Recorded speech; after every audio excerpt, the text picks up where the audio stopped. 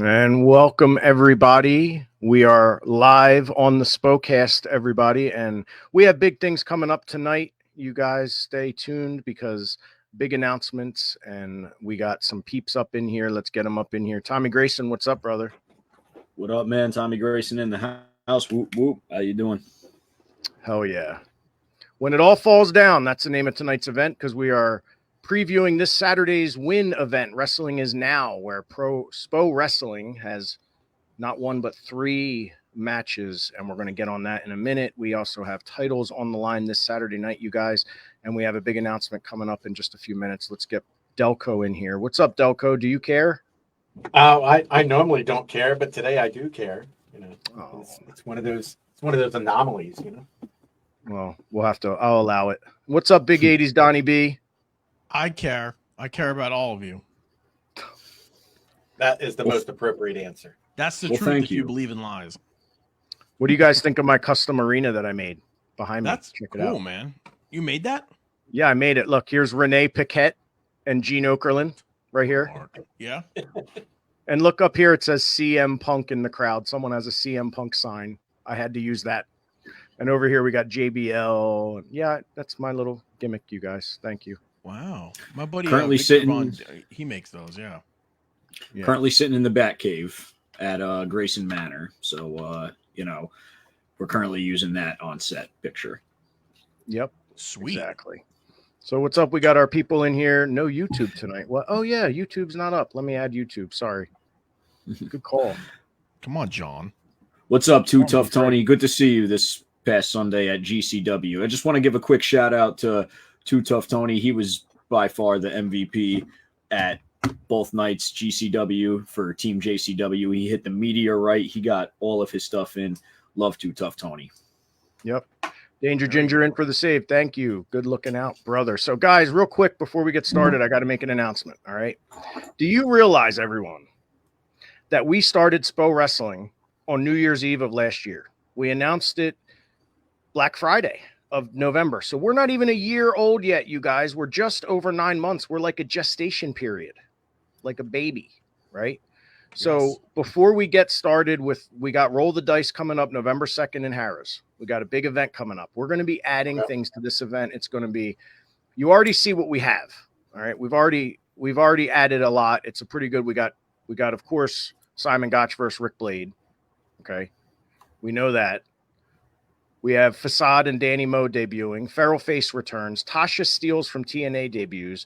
Todd Gordon returns. Blackout, myself, and much more. But we're at a casino, guys. We somehow have managed to be on the precipice of running events at Harrah's, Philadelphia, and we're not even a year old. I, for one, am so happy and thankful to the fans that have allowed us to get this far. The fans that sat in a firehouse in the winter, you know, and with hardly any heat, the wrestlers in the locker room with hardly any heat. Like, we've paid our dues to get here, man. And I just want to say thank you to the fans. So we're going to offer this right now to everyone. Okay. 50% off tickets right now. Wow. And if for a very limited time. Now, keep in mind, we haven't added any value to the event yet. I haven't only added the one match, Simon Gotch versus Rick Blade. Rick Blade's first match in Philadelphia in over 20 years. That in itself is monumental. Yeah. So basically, guys, you save 50% off. Okay. For the next, I'm not going to say how long. I'm going to keep it up for at least a day. Did you feed them? Okay. No. At least a day. If we can go longer, we'll go longer. Buy them now. Take my word for it. Once we start announcing more and more, you're going to wish you could have gotten in at these prices. We want to pack this place. It's not even necessarily about anything other than having a big house and everyone having a lot of fun and us christening this new building that SPO Wrestling is going to rise to the occasion, and we're going to run regularly going into 2025. So I just want to thank everybody for that. And I want to say that we couldn't have done it without you fans. So use promo code Philly right now at spowrestling.com and save 50% off. And I've even put a very limited number of front row tickets in this 50% off right now. So you can actually get front row tickets right now. So if you're a fan of the SPOCast, if you've supported us since day one, if you've been there in Burlington and you now want to come see us in Philly, use promo code Philly, guys. There you go. It's because we love yous. All right. Boom. That's awesome, bro. You know, that's I give you a lot of credit for that because a lot of promoters would be short-sighted and say, I'm not going to do that, sell my tickets for 50% off. When you go into a new building, a new marketplace, a new area, one of the things you want to do is blitzkrieg that as much as you can with specials and Yep. coupons and discounts. Not because your product's inferior, but because you want to give an ample opportunity to people who might not be otherwise able to afford it in that area to come out and sample it.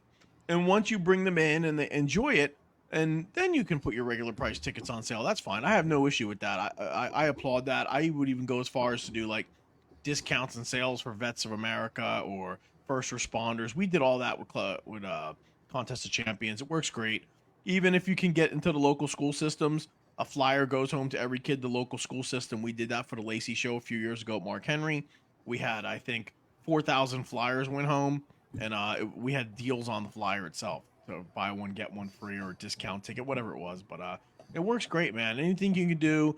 If I don't know how many people that building holds, we're going to find out. But the objective is, people always tell me, how many people do you want at the show? I say, as many as humanly possible. There is no limit. Like you want to you want to turn them away. That's the objective. Exactly, dude. And it's in Philly, bro. It's a great product. You guys are doing really cool, creative, innovative stuff and featuring folks that haven't been seen in a long time. And just, I love it, dude. I love the vibe. I love what you guys are doing. I love the creativity and the ingenuity behind everything you guys are doing. Just keep it up, bro. I really think you guys have made some good strides this first year.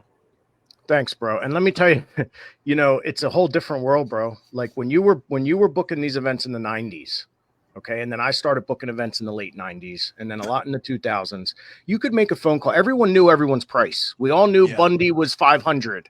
We all knew Snooker was 750 if you wanted to do the Snooker Splash. Everyone knew. Now, with social media and everything, each name, each legend, why would they put their price out there when each individual promoter, if they talk to them on the phone, they can get a different price from every one of them?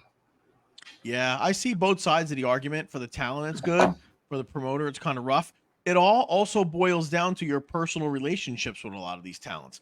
Like, I'm not just putting myself over, but there might be a talent out there who might do an event for me at a certain price other than Joe Smith, who's never promoted before. And the reason is they know they're going to be taken care of. They know the event's going to go off without a hitch. They know they're going to be respected. That all goes into the booking. So when you get a price from a talent, if they don't know you and they're just strictly taking a booking, I never ever booked a talent without being vetted. Even when we brought in Sting, I had 3 or 4 people go to Sting on our behalf and speak to him before I even committed to booking him for that. And he did his homework. Within the first 30 seconds of getting in my truck that night when I picked him up, he said, so-and-so, so-and-so, and so-and-so spoke extremely highly of you and your brother, you and Nova. And I want to he shook my hand. He said, I just want to tell you guys I heard great things, and I think we're going to have a fun weekend. That's what in the first minute he said that when he got into my truck when I picked him up. And I said, I couldn't be more of an honor to have you in my truck, sir. And then I got lost in the bowels of Newark. But yeah, that's right. We got him there. Fun times. Yeah, bro. The bowels of Newark. Are there any That's other parts of Newark? Yeah.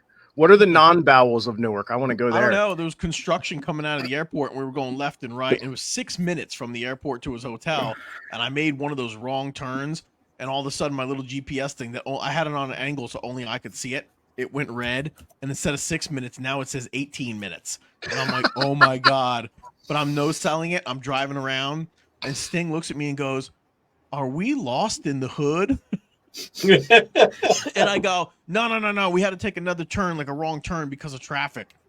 He was like, oh, okay. And then we just pulled up and, it was all good. But for a second there, I was like, oh, shit. I had to make one turn and I blew it. That's called the pits.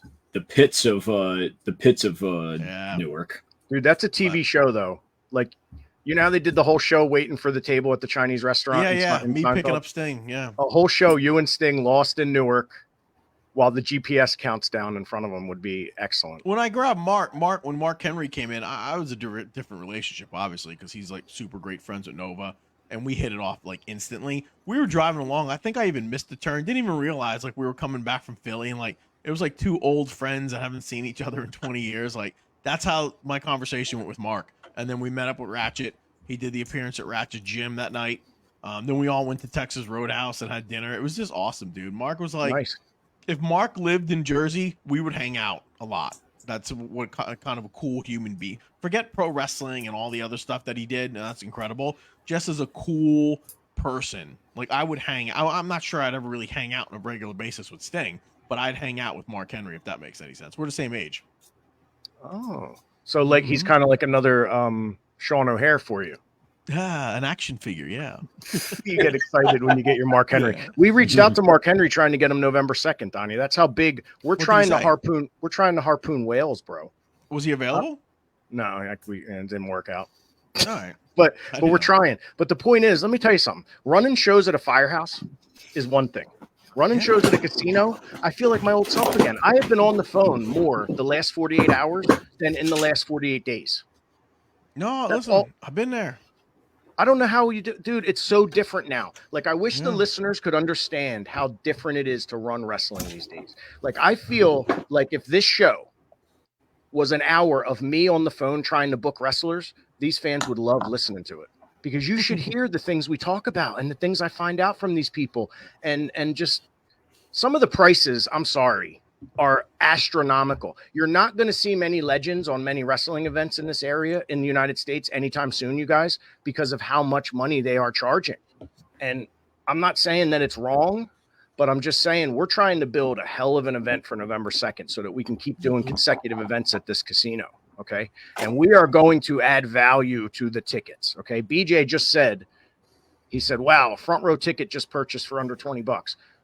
He doesn't even understand the value of that yet because we haven't finished making the card. We've only announced one match. So buy your tickets now and trust me that you're going to be thankful later, because starting next week, all roads lead to November 7th. This Saturday, there's 2 SPO titles on the line, the gold title and the tag titles. So after this Saturday, everything's going to come clear for what has to happen November 2nd. Actually, Johnny, if we want to get technical, all 3 sets of SPO titles are on the line, because the silver and the gold titles are technically being defended against each other. No, I'm the silver champion, so I got to put it up against Whiplash. That's what I'm saying. Yeah, I got my belt's on the line against Whiplash this Saturday. This is the Wrestling Is Now event. It's in Ridgefield Park, New Jersey, at the Mecca, 106 Bergen Ave. Tickets are pretty friggin' reasonable. Check it out on Eventbrite. You got Joel Maximo in a 4-way match. And you also got Face. You got Face taking on Decker. Decker's our gold champ. Face versus Decker, which I had here somewhere. I don't see it now. I had it uploaded. Let me find it. Hold on 1 second. Face versus Decker. Here it is. Good looking guys. We can't keep them off. So Face versus Decker was already announced, and now they're putting the belts on the line. Decker decided, I'm going to put the heavyweight title on the line. Face isn't even the number 1 contender. Pat Dynamite is. So whoever, you got to think Dynamite's in line for whoever wins this. So this match happens Saturday. Right. So that's what I mean. All 3 active SPO championships are being defended at the Wrestling Is Now show in some capacity. Well, yeah, if my belt's on the line, it doesn't say in this graphic that my silver belt's on the line now. So only 2 belts are on the line, technically. The SPO gold title and your tag titles. So what about the tag titles, bro? Let me show this real quick so people see it. All right, check this out. Donnie's looking great, by the way. Look how handsome he is. Here we go. What up, Wrestling Is Now? BackSeatz back September 21st at Ridgefield Park, the Mecca. And we are putting it all on the line in a winner-take-all match. The JCW Tag Team titles, and we are taking back not only the SPO Tag Team Champions, but we are bringing home the Wrestling Is Now Tag Team titles. And we promise to be the trifecta Tag Team Champions of the world. BackSeatz back, baby. All right. Nice. Right. So that's winner take all for Wrestling Is Now this weekend. The BackSeatz Boys, the current JCW Tag Team Champions, taking on the Unit, the current Wrestling Is Now Tag Team Champions. And also in the match, Nate and Dave, the SPO Tag Team Champions, the Rep. All 3 belts being defended in one match, winner take all. One team is going to walk out with 3 sets of belts. So, wow. Jeez. It's a lot of that's a lot of carry-on luggage. Hell yeah. That's exciting, man. This is going to be a big match. Delco, Mister Bristow, have you ever been to this event venue? I have not. Mecca? I have No? not. A lot of events happen at this Mecca. It's like they call it's like a Corrigan Hall of America. You know, there's different Homicide just wrestled Kenta there recently. So it's a neat venue. It's up there in North Jersey. It's a good venue. It's not too far away from New York. Saturday? That's this Saturday. Yes. Yep. This Saturday, right there.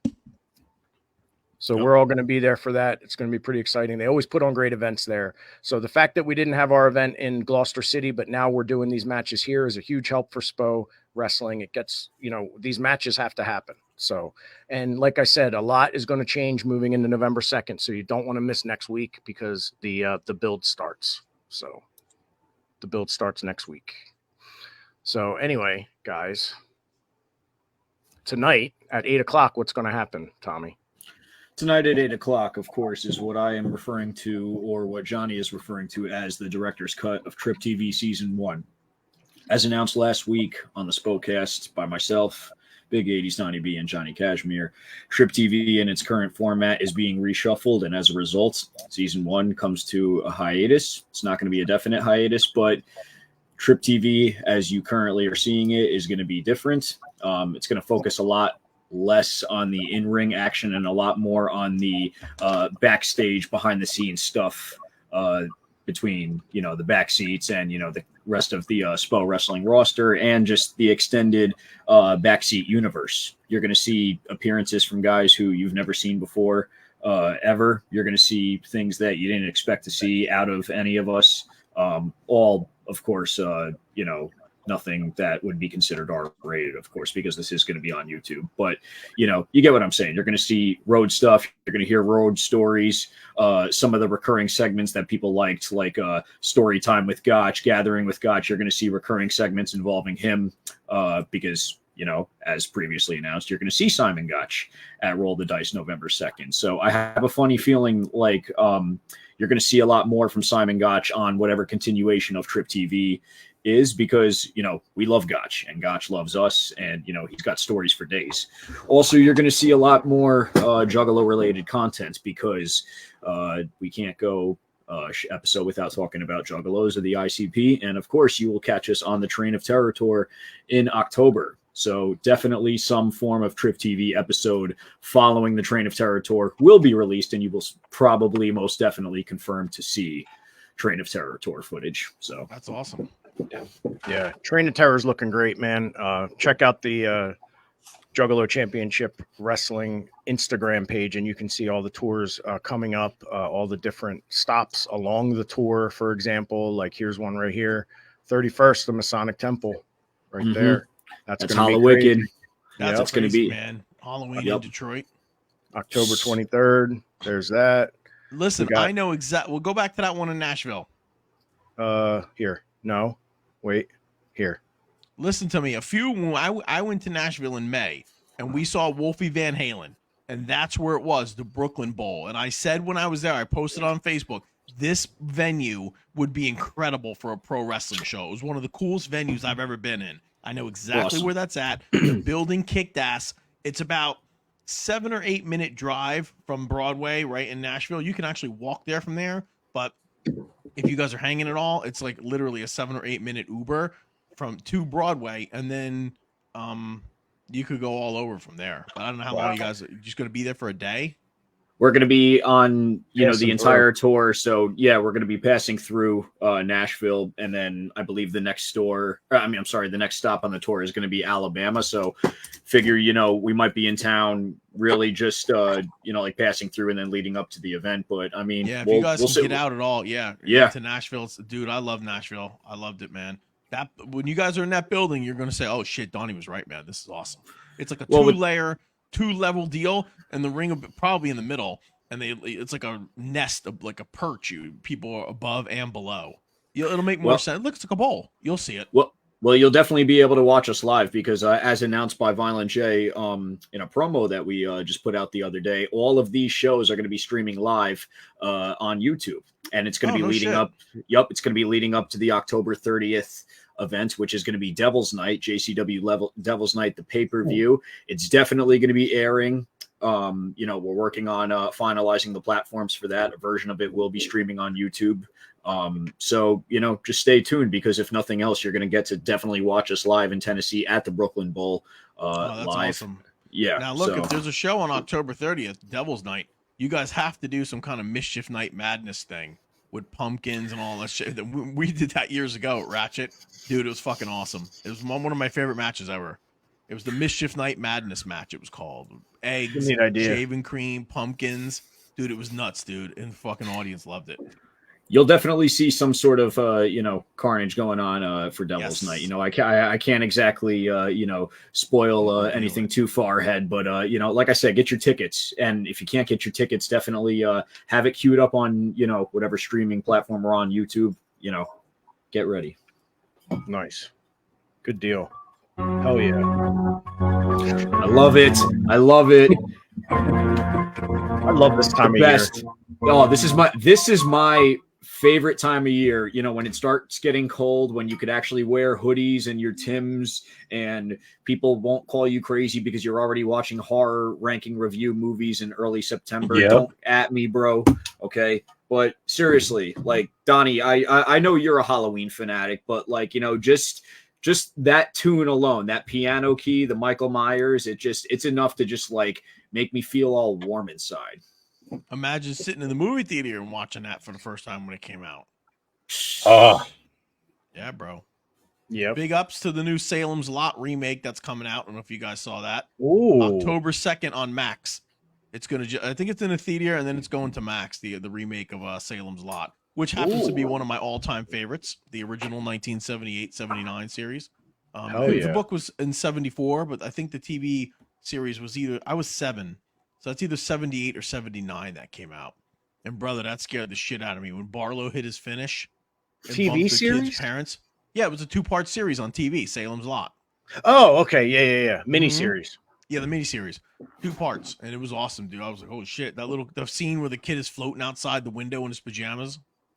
That shit haunted me. And I showed my girls that about a year or two ago. I queued it up to when Barlow made his grand entrance and rose up. And they laughed. They were like, Daddy, that's lame. Like, he looks terrible. He looks like a clown. Like, they weren't fazed by Barlow at all. Right. Like, you kids don't know horror. No, it's because they probably watch Face Off and see good makeup. Yeah, bro, they shit on Barlow. How disrespectful. Right. Yeah, I see him. He's out your window right behind you right now. Don't even look. He's there. Yeah, he's looking at you. Shit. I thought that was a Gee. No, I remember Killer Clowns from Outer Space. Remember that? Yeah, that was over. Oh, yeah. That was scary. Yo, I was scared of that. Was scary, especially for being, I'm 45 now, so I was 7, 8 watching that. Yeah. Awesome. Guys, I think I have an I'm Nothing today. Ooh, let's hear your Am Nothing. We haven't done an I'm Nothing in a long time. I'm going to do one today.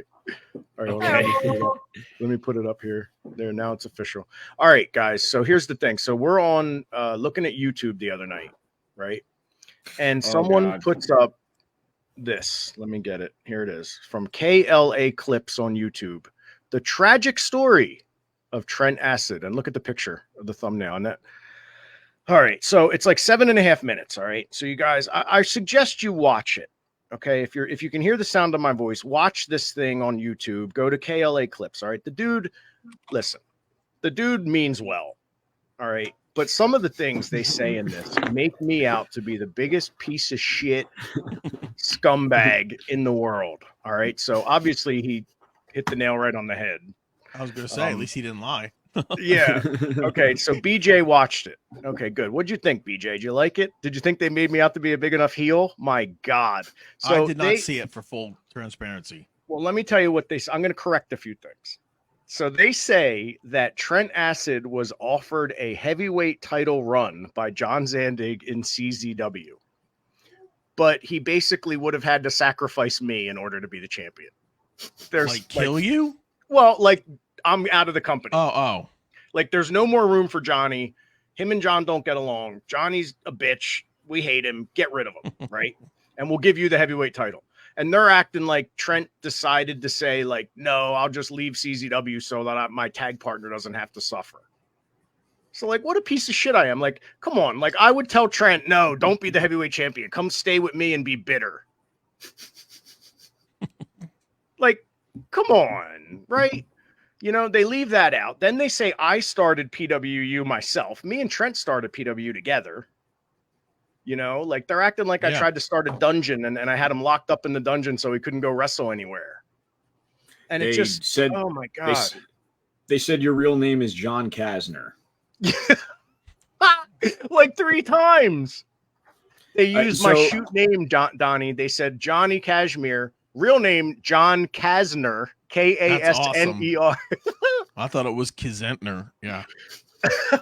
So I don't mean to cut Johnny off, but no, cut me off. Fuck it. The video pissed me off for a multitude of reasons, because not only did it, you know, tell an abridged version of a biased, you know, perspective, but it left out a lot of key facts, such as Donnie B, such as, you know, the people that, you know, were there for Trent through the thick of it all. Didn't you hear that everything on the internet is true? Of course, I've heard that. So, you know, so not only did dude leave out facts, but he discredited the entirety of Holy Trent Acid, which I don't even have to, you know, get into, you know, just why that would rub me the wrong way. But it really just, like, I contacted dude. And I said, listen, you know, I've been a fan of your work for, you know, some time, because I've been a fan of this guy's channel, KLA Clips. He did a really good video on the Justice Pain CM Punk match. He does very good videos. I don't know what happened in this video, but I basically told him, I said, it would be one thing if the story was over at this point, but you basically told the perspective of somebody who had only seen Trent wrestle Homicide and had only seen Trent Acid highlight clips. Somebody who had never seen a Backseat Boys match, someone who had never seen the Backseat Boys live, someone who we call it revisionist history. It happens a lot in wrestling documentaries where people who don't know the business or know the actual story, they're given the Cliff Notes version. So I told them, I said, you know, we had a very good conversation, and I basically, you know, we left it off where he will now be reviewing the best of Holy Trent Acid, JCW Lunacy. He sympathizes and empathizes completely with Johnny Kashmir, and actually went and posted in that video highlighting the fact that Kashmir made his return to professional wrestling and is now working with the Backseat Boys. Yeah. And all the stuff about me being in the closet and gay back then and stuff was messing up my head, and everyone's talking about that. So I feel like people are like, oh, let's give Johnny a break. Well, I'm not trying to get a break. Listen, I was a dick in the past. Okay. I have. Well, I did. And guess what? I did, but wait a minute. Sure. Me being a dick is still inside of me. I have to fight it, and every day I have to override it with my brain and say, no, don't be that person anymore. But believe me when I tell you, it's still in there waiting to come out. And the Holy Trent Acid character is a character that I always found dear to my heart. When Trent Acid started doing that, it brought out a different character in him, a different part of his personality. I got to know a different part of Trent through that character. All right, so for this character to be chronicled as it is in this video, I think it's really good. I think it gives you a chance to see Trent in his many iterations. I think this video was very fair to Trent Acid. It just treated me like shit. But up until Holy Trent, because it literally didn't cover it at all, barely acknowledged it, said, you know, I'm not familiar with this, whatnot, and then only spoke about the fact that it was his last match against Too Tough Tony. You know what I'm saying? So so again, afterwards, you know, and I did have that conversation where I explained, you know, like, the real life friction that you and Zandig had was for a multitude of reasons that has since been resolved. And you yourself were dealing with very well documented, you know, issues, including but not limited to what you just said. I'm not going to speak on your behalf, but I basically said, for you to tell the story, you have to get all points of view, not just pigeonhole and cherry pick the facts and artifacts that you want to tell your story, because that's what the documentary came out as to me. Somebody who really just wanted to sell Trent's story for views. Well, And I know that's not. And I Listen, know that's not what, and I know that's not what he wanted to do. So we left it off good. It's not like he's got some deal on HBO Max to make this video. It's a kid. That's what I was just gonna say. He did a good job. Exactly. Listen, even when like when Darkseid did that Death of WCW with Bischoff or the Rock's Company, or they did that documentary with The Rock talking about WrestleMania, whoever controls the narrative or is producing the documentary is always going to slant it in whatever manner they see fit. So if this kid is doing the documentary and doesn't have all the knowledge and the history books in front of him, what actually happened, they're just going to produce something based on the firsthand knowledge that they have. Whether or not it's true or complete is an afterthought. They're just going to put something out that tells the story that they want to tell. The story they want to tell, the narrative story, might be different than the actual truth. It might be different than the story that those involved want to tell. But that's part of the reason why we want to do this 25th anniversary of the BackSeatz. So right, the actual truth by the people involved can be told, and the stories can be told with the proof of the guys who were there. So, I mean, take this for a grain of salt, Johnny. I wouldn't lose an ounce of sleep over it. No. You know, I get it. The guy might have slanted you a little bit in it or healed you. Whatever. I didn't see it. Quite like frankly, I I have said, no interest in watching it. But I give You'll him credit watch for it, Donnie. Honestly, you should watch it. It's not bad. It's very fair to Trent. And then they do get a lot of things right. Like, here's what happened. The kid, and I say kid, I don't mean that condescendingly. He's younger than me, so he's a kid. He probably watched our shoot interviews, Donnie, honestly. Yeah. And followed the train of thought there. And me and Trent, 24 years old, doing shoot interviews, probably all high and stuff. Yeah. We probably didn't even make sense in our shoot interviews. So he's listening to us tell stories that we probably were telling wrong, is what I'm thinking. Well, I spoke to him again. I think it's just he read online. He did what you said, Johnny. He read your old interviews or watched your old interviews and took anecdotes and put together what we saw. And I complimented him. I said, I appreciate what you did. I recommend everybody check this out because, you know, this is just one of many videos online that inspired us to get to this point to where we need to put out our own documentary. Like Donnie B said, do it right and actually hit the facts that are being left out of the textbooks of pro wrestling, because that's what it is right now. We're dealing with outdated wrestling textbooks. And what that means is we're dealing with a distorted history, and no longer can we deal with that distorted history. History is written by the victors. It's written by who wins the wars and the battles. So it doesn't have to necessarily be true. It just has to be convenient. That's very true. And I think this, listen, guys, I have no delusions that I was this great guy when I was younger. Okay. I always had good intentions. I never set out to hurt people, but I was misguided and I had a lot of shit going on in my head, and I've had to deal with shit that people shouldn't have to deal with. And I've overcome it, and I'm not bitter about it. I love everything I had to go through because it makes me me. Okay. But the truth is, a lot of the stuff they said about me in this thing, that is the person I was. I wasn't the nicest guy in the world. I had a lot of fear of missing out. I was scared to death people were going to figure me out and learn and then say, I don't want to be around this guy. I'm not going to wrestle this guy anymore, especially back then, you know? So I just want everyone to know out there, I was no angel. I'm not on here trying to say, no, Johnny was an awesome guy. No, I was a piece of shit at times, and I still have it in me to be a piece of shit, just like every one of you guys. But I keep myself mentally on check. I'm not a slob. I work hard, you know? I work hard to try to stay on track and make sure everything's legit and that I'm speaking the truth, you know? And when it comes to Trent Acid and the BackSeat Boys, this is my life's work. This is all I have, guys. This is it. Right. So if this stuff ain't true, I have to correct it. You know, that's all. Exactly. I got to correct it. But so real quick, part of the disinformation of the internet, like you're only going to get part of the story from what you research unless you get the knowledge firsthand. So with that being said, like, you know, I saw a comment on here, maybe you should make a documentary. Well, you know, it's potential. You can always do it yourself. Well, that's what we are doing. We announced it last week when, you know what? Unfortunately, you stepped off because what happened? Tell us, how's your son? Didn't he get? Did we have? Hold on. Hold on. Hold on. Yeah. Did we have a live attack last week on the air? Yeah. Yes. That So was my awful. son was outside in the backyard of my neighbors, and he ended up stepping on a yellow jacket hive. Oof. And they were swarming him as he was coming in the house. By the time I was pulling him and throwing him in the shower just with his clothes on, he was already stung 8 times. By the time I got all the bees off of him, he was stung 17 and I was stung 3 myself because they were trying to attack me.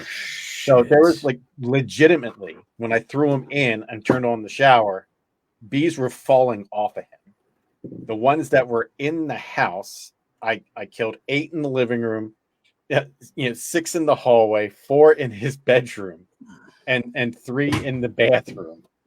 Once they were all dead, then I got him out, and then I had to jump off of here. That's when I actually closed out of here, and then wife came home, called the doctor, had to go to the ER because yellow jackets are actually venomous, and based on his weight of only being 66 pounds, he had 17 stings. Luckily, Tylenol, Benadryl, and then rushing to King of Prussia ER for chop. So that was my Tuesday night. Good Kids, Lord.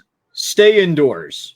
But it's just a day in my life. It's that's a day that ends in Y for me.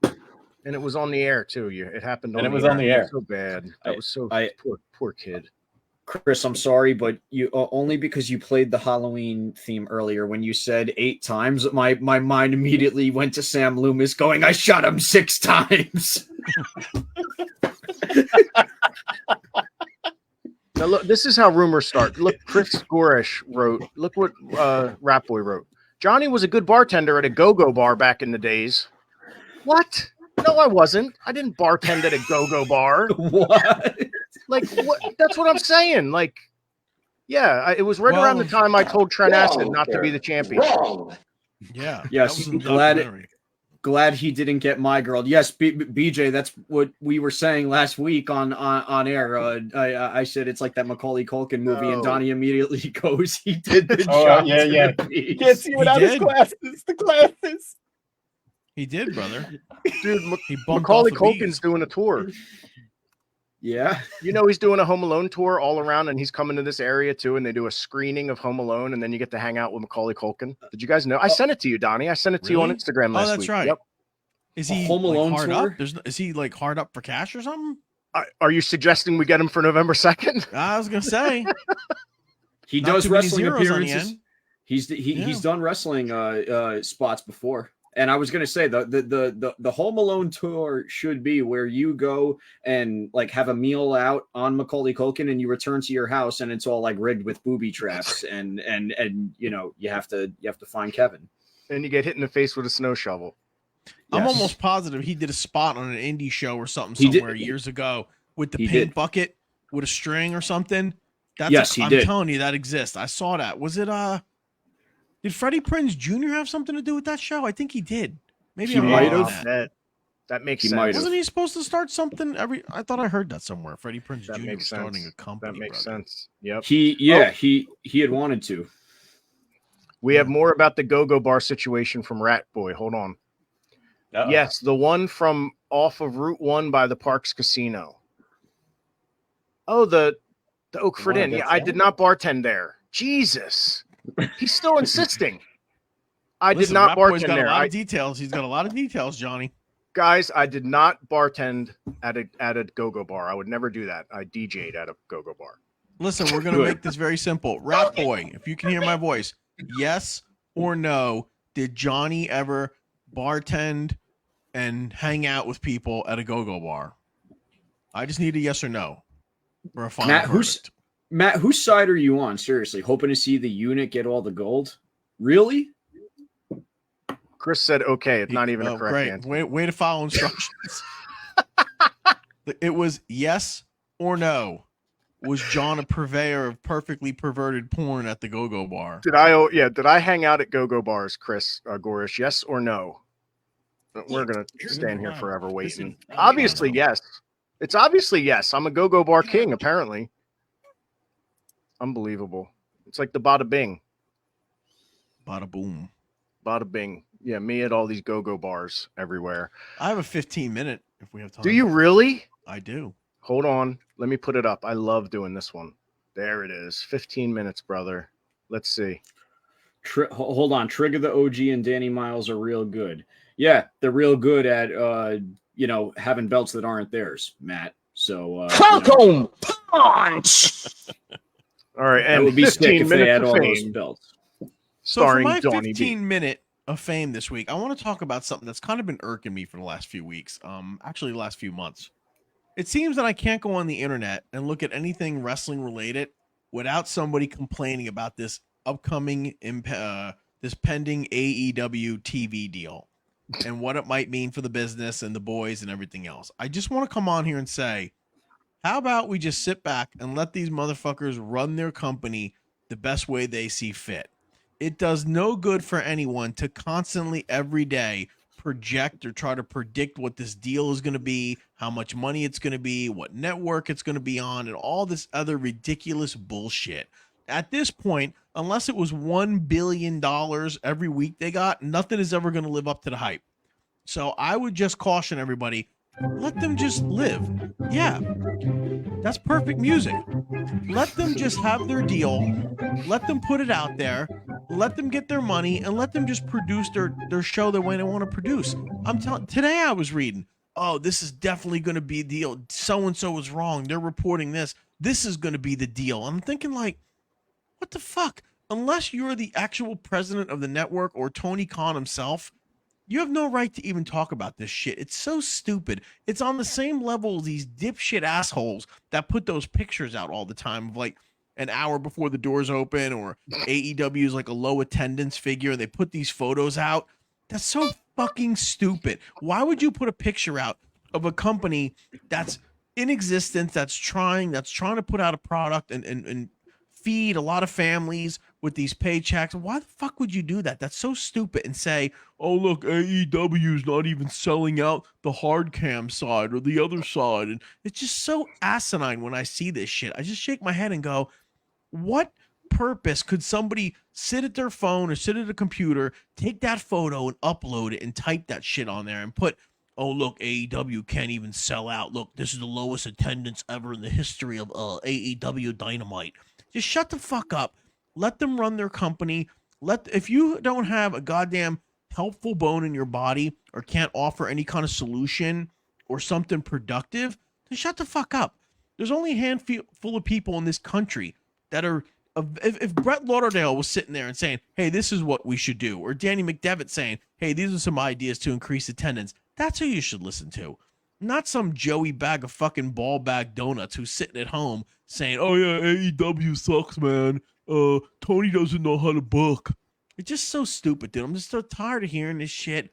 If you got nothing to bring as far as positivity goes, just shut the fuck up, crawl back in your hole, and just stay irrelevant. For that, there you go. Delco, what do you think?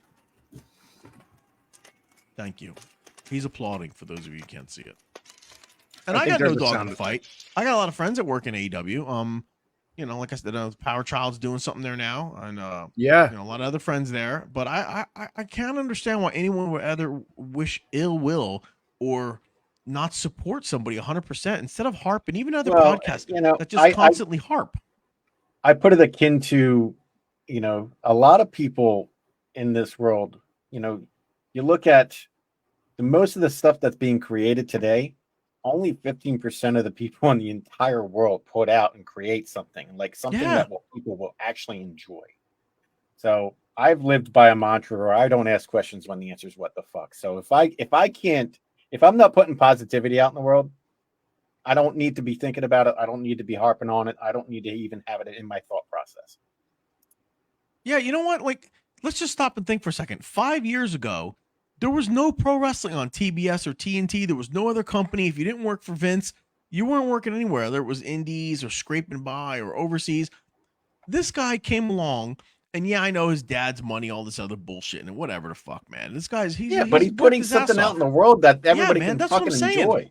He could literally drink whatever he wants every single day in a different company, have a new jet to drive or fly every day of the week, a new car to drive, and never wear the same outfit twice, we would never have to hear or see the name Tony Khan. This guy took all these bullets from everybody online for the last 5 years, and all he wants to do is put on a goddamn pro wrestling show. That's it. And just let him and do it. whether he's losing money or not is irrelevant. He has the money to burn, so let him burn it. Like he's putting. Yeah, that's what I'm saying. Like if these people that complain on these other podcasts, if you don't like what he's doing, either don't watch it, offer some constructive criticism instead of saying 10 things that are stupid and don't help anybody. Just offer one suggestion, like, hey, I might do this, I might do that. And I get it; it's cool. The fashionable thing is to bash AEW when they're down. Fuck that, you idiots! Because if it goes away, You know what? we're never going to see this again, ever. No, we're not. In seeing this, I saw something with MJF and how he said that if you're not watching the other products, you're not a student of the game. So Yeah. it doesn't matter if it's AEW, WWE, New Japan, or even the Indies. Like he said, if you're not watching everything, how can you call yourself a student of the game? I guarantee you, every single person that works in the WWE wants nothing more than AEW to be uber successful. Because if they ever have to go somewhere, there's another place for them to go. Right. It doesn't. I guarantee you, there's not a single member of the WWE roster behind the scenes, in the ring, referees, cameras, whatever it is, that's saying, "Oh man, fuck them. I hope they go out of the business." Of course not. They're saying, I hope he gets $1 billion a year on a TV deal because if some shit goes sideways, I might have to go there. That's exactly all the what they're talent, doing. all the workers, all the production crews, everybody wants everybody to be successful. Yeah. I mean, I just don't get it, dude. I feel like fans, or specifically the people who want to criticize AEW, lose sight of the fact that at the end of the day, all these different wrestling companies are like different cars. WWE might be, say, a Porsche. AEW might say be, and I'm just spitballing here, but like, a convertible or a Corvette. Now, obviously they're different performance vehicles, but when it gets down to it, they serve different purposes. One person who's going to drive one vehicle is going to choose to drive that vehicle. Somebody's going to choose to drive a Corvette because they want to drive with the top down, et cetera, et cetera. So to say that one is better than the other, well, in actuality, it doesn't necessarily, the car is sort of useless without the driver, and the wrestling promotion is sort of useless without the wrestlers or the fans watching it. So by that standpoint, it doesn't really matter what brand. This tribalism, as, people like Ginger and, BJ are pointing out, that's all it is just tribalism and brand recognition, when in actuality, it's no different than, fighting about Hanes or Fruit of the Loom. That's how you sound.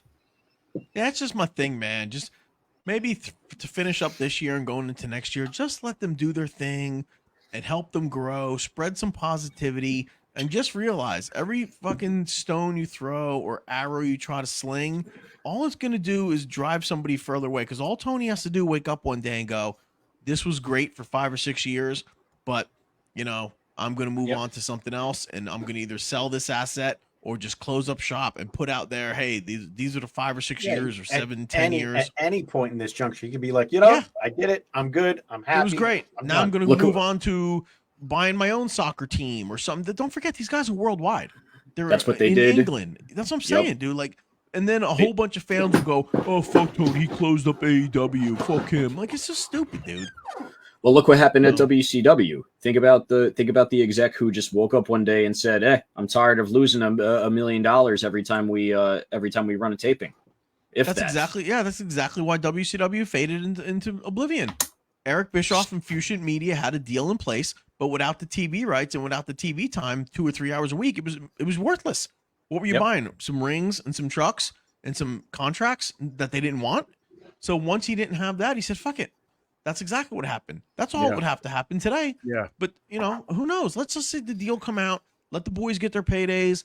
Let everybody have prosperity and just continue to work. And those that deserve to thrive because they're uber talented in the wrestling business will shine through. The others will stay quagmired or sink to the bottom, and they'll just kind of float around, and that's fine. But there's a reason they're called superstars. Not every, like I've always said in the past, if everybody's over, nobody's over. There's guys who are always going to stand out. There's guys who are always going to be on top, and it's okay not to be one of them. Right. You should want to be. You should want to be the world champ. But if not, whatever. Just stay in the business as long as you can. Make your money. Don't embarrass your craft, and move on to something else. Yep. And I just want to remind everyone, 50% off. Use promo code Philly at SPOWrestling.com. That's our way of saying thank you to our fans for November Very 2nd. cool. But I want to say to you guys real quick, also, we are 10 minutes from the top of the hour where we're going to see the first season of TripTV in its entirety, the director's cut. So stay tuned for that. That'll be on the SPO Wrestling YouTube channel right at 8 o'clock. But guys, we got about 10 more minutes, and I want to ask you guys a question. I love mysteries and trying to figure out shit. Donnie, I'm going to ask this to you first. What do you guys make out? What do you make of this whole JBL showing up like a vigilante at MLW and GCW and TNA? People are saying, oh, it's on behalf of Triple H. Have you heard anything? Why is this happening, Donnie? It's bizarre, to be honest with you. It reminds me of what Jeff Jarrett did a few years ago in GCW, that last Outlaw. I think most likely someone in the business, I don't know if it was Nick Nemeth or who, there you go, they reached out, either at some point was having a conversation with JBL, and the subject was broached. Hey, what do you think about coming in? What is that? Oh. I don't know.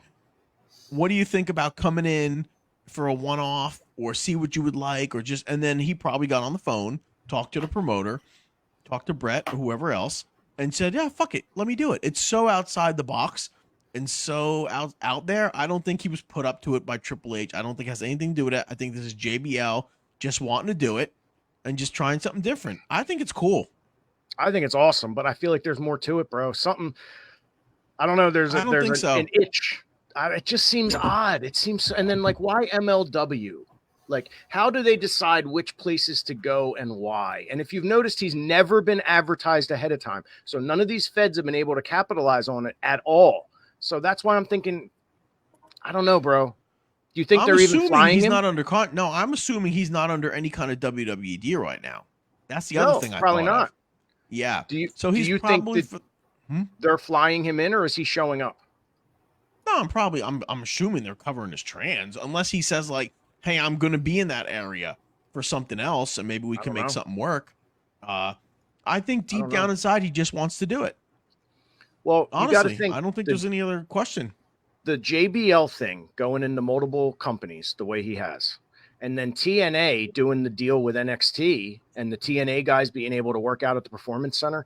This is all like end of days shit. This has never happened under Vince. That's the thing. All the stuff we're seeing now was always talked about years ago by all the fans. And all that was, hey, listen, this could happen. Wouldn't it be cool if this happened? Everything we're seeing now is shit that was talked about for decades, but Vince would never allow it. So now he's not there. This whole new regime. The TNA thing is cool. Fucking hey, I saw Hammerstone on he was in NXT last week or something. Yeah. How cool is that? It says JBL is under a Legends contract by WWE.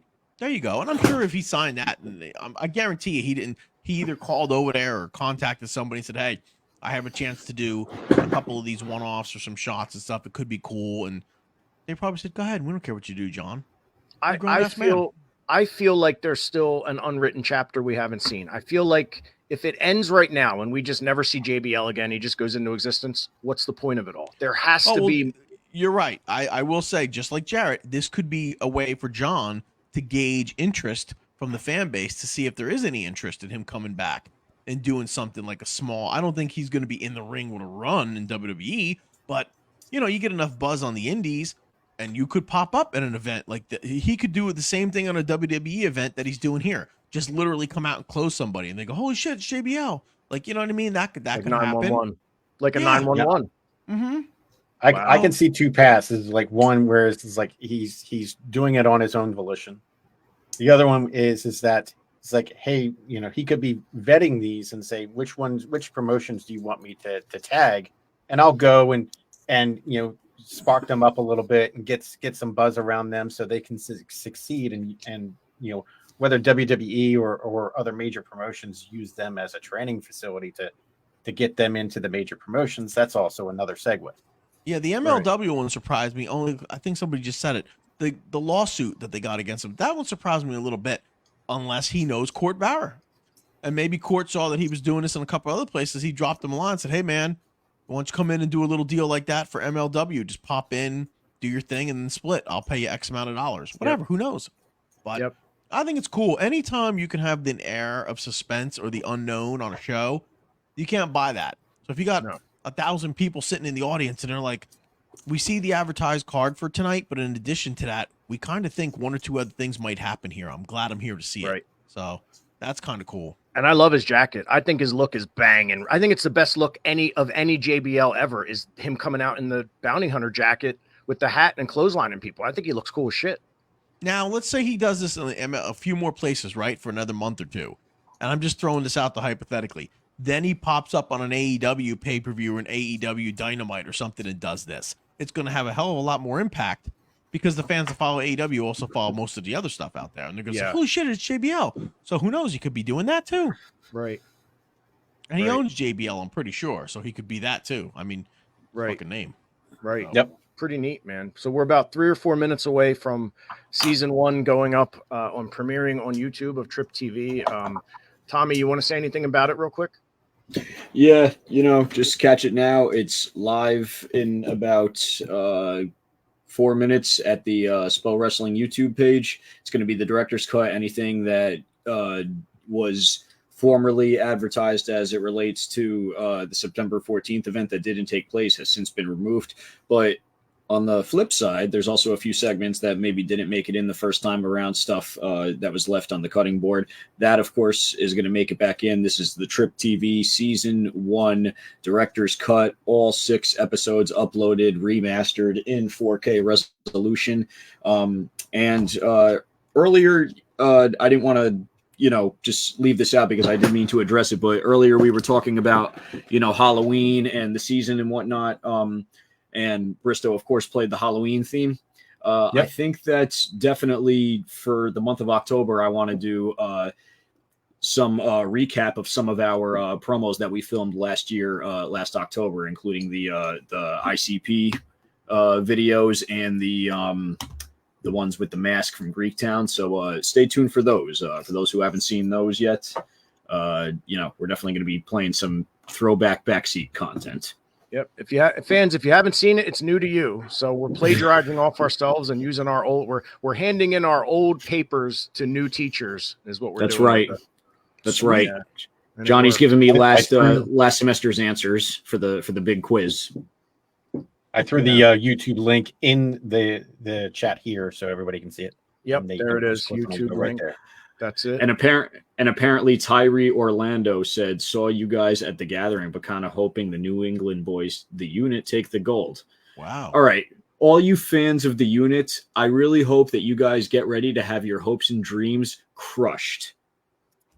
Look, Kinda he's like asking Cashmere fans, yeah. Cashmere, would you book the unit for SPO? I don't know. I'm a piece of shit, guys. You don't. Yeah, why are you asking Johnny nice? They can come to SPO. They can come to SPO, but only if Trent Acid gets no heavyweight title run out of it. Then they can come. It's the only way. Other than that, we don't want them. Where's this Hammerstone thing to take off? I can't remove it. Danger There it Ginger is. loves. Got it. Real quick All shout right. out before we end. I just want to say thank you to I Love Artists. Our friend I Love Artists. He's currently working on a project for me. I hired him to do I a hate poster artists. for my Halloween party. I hate artists. He's doing exceptional work. I'll preview it to you guys before I release it to the public. But it's a special Wow. little project I'm working on for my Halloween party, the 10th anniversary of our Barry Bucci Halloween this year. We're gonna He's miss making it. a special poster. I know it's okay. You'll be there in spirit. But he's making a very special poster for us for that night. Wow. We're Yes. gonna have to Dude. live. Huge shout out. I promise have I'll to make go your live. match graphics. You need match graphics for your Halloween party, Donnie. I'm making them for you. Yeah, we could use it. For your awards, and then live stream us when the awards come, and then I will. we'll submit our contest for that day, Our contest of champions, if you will. our costume contests, like what we're going as, because it is October season. Yes. All right, well, Halloween head over to season. SPO Wrestling on YouTube, you guys, and check out the in complete first season in its entirety of Trip TV. And we're going to have more announcements coming up soon. Save your 50% off for the next day or two for November 2nd. Tickets, everybody. Trust me and do it now. We're going to add a lot more to this event in the next few weeks. And this Saturday night, Ridgefield Park, New Jersey, Wrestling Is Now, Channing Decker defends the gold title against Feral Face. Backseat Boys defend Juggalo titles against the Units win titles, and the Reps SPO titles. All that this week, you guys. Thanks for joining us, and we'll see y'all next week. Whoop, whoop.